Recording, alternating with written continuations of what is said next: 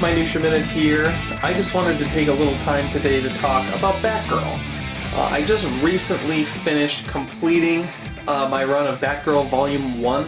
It ran for 73 issues starting in April of 2000 and ran through April 2006, at which point it was canceled basically, I would assume, during the Infinite Crisis period.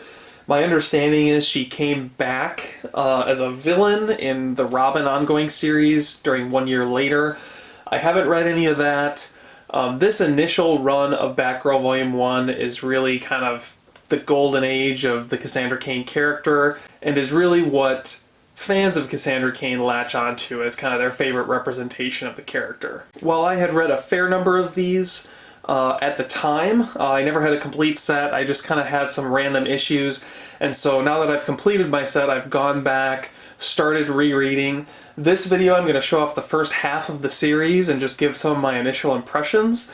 I have yet to read the second half, and I will be back with another video once I've done that. This first video is going to basically be focused on Kelly Puckett and Damien Scott's run, which ran for basically half the series before it switched over to new creative talent. We've obviously got Batgirl issue number 1.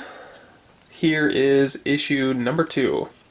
So Batgirl, I really am mostly familiar with Batgirl from the No Man's Land days.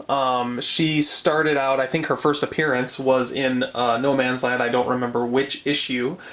But basically she's a mute. She is the daughter of David Cain, who raised her to be an assassin. And so she's basically kind of like Hit Girl, except without the kind of over-the-top gore and lack of conscience. It's basically Hit Girl with, dare I say, a lot bigger personality. Not that I don't love Hit Girl, I think she's fun and, you know, obviously a character that can give a lot of laughs, but there's just a little bit more dimensionality to Cassandra Cain. I mean, that's just the reality of it. So as we get to issue 7, basically we set up the core basis of the character. She's a mute, she's a super soldier, she can read people's moves before they make them, and so it makes her basically the fastest fighter on the planet. She's undefeatable until a metahuman gets inside of her head, unscrambles her troubled brain, and gives her the gift of speech. Once that happens, she's able to talk, but she loses her fighting edge, which causes Batman to prevent her from continuing to be Batgirl. And you'll have an ongoing theme throughout this series where Batman is kind of holding Batgirl back for various reasons, and Oracle is kind of the moral voice to make sure Batman's making the right decisions with Cassandra Cain and doing her justice. Part of what's fun about this book is the dynamic between Batman and Oracle as they deal with the Batgirl situation. The other thing that's set up in these first few issues is the fact that Cassandra Cain is a murderer, because when she was a child, David Cain basically brainwashed her into becoming a child assassin. And so one of the central questions is Batman accepting her on the team and trusting that she's basically good at heart.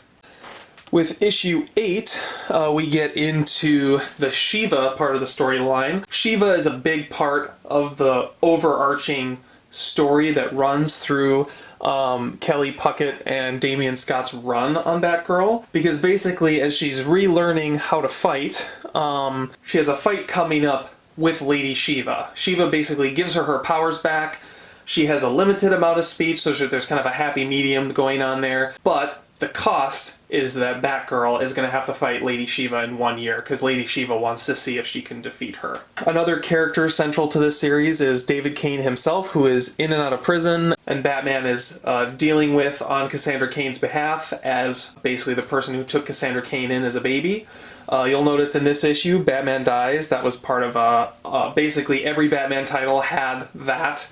Above the title is just a DC gimmick for the month of February of 2001. One of the things I love about this series is there weren't a lot of crossovers. It really stuck to itself, but we do have one crossover here with Officer Down. Later in the series it would cross over with Bruce Wayne Murderer and Bruce Wayne Fugitive, and it's interesting because the Batgirl-David Cain relationship is a major part of the Batman Murderer Fugitive story arc. So Batgirl is as important of a title as the mainline Batman story during that period anyway. One of the things that I really love about the ongoing Batgirl series, it's crazy to think that this is actually, Cassandra Cain is the first person to get an ongoing Batgirl series, by the way, but that's neither here nor there.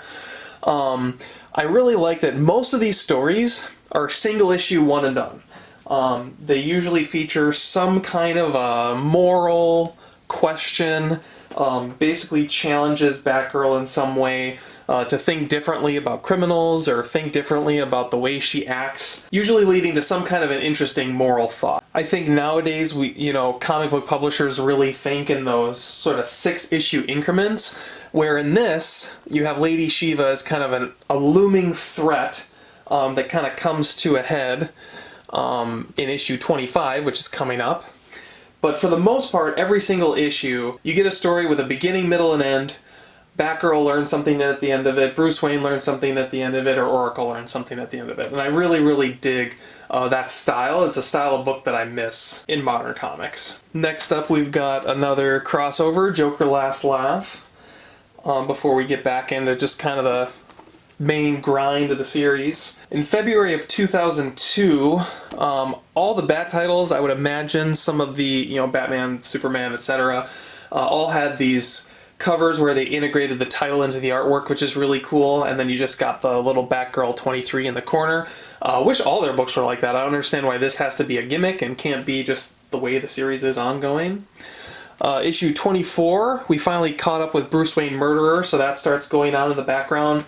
Doesn't really affect the ongoing Batgirl storyline to a great degree, other than Bruce Wayne and or Batman is present or not present, kind of depending on if he's in jail or if he's running around as Batman but a fugitive, all that kind of stuff. And then as promised, in issue 25, we get the big fight between Cassandra Cain and Lady Shiva. It's around this time that, as you can see, spoiler, becomes a pretty major supporting character in this.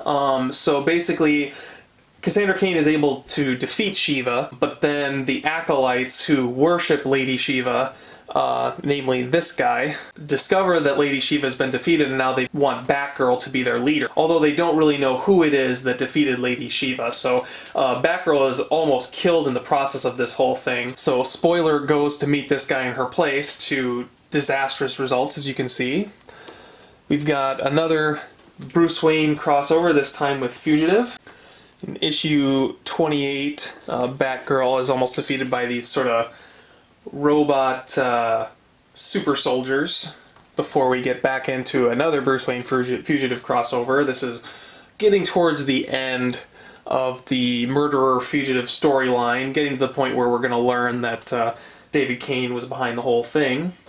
And then for the next few issues, 30, 31, and 32, we have a team-up, which this was actually a pretty fun story. This is the longest arc that the series gets within the first 37 issues, and it's 3 parts long, so again, pretty short.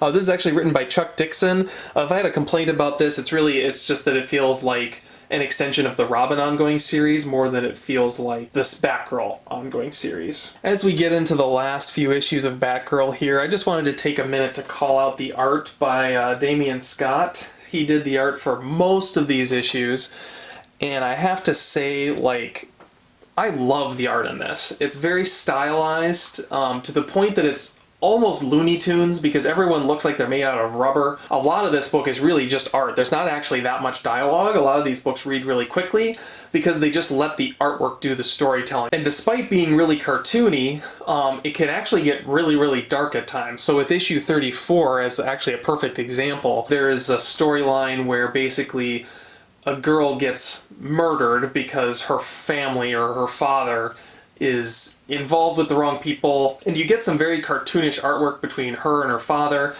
before you basically cut to the crime scene, and it's really what's not shown in the art leads you to the conclusion that basically this story is going to be about a child murderer, which is really dark storytelling for such colorful, bright artwork. It makes for a really interesting juxtaposition. The reality is they just don't think about artwork the same way nowadays as they did back then. They were willing to take some more risks.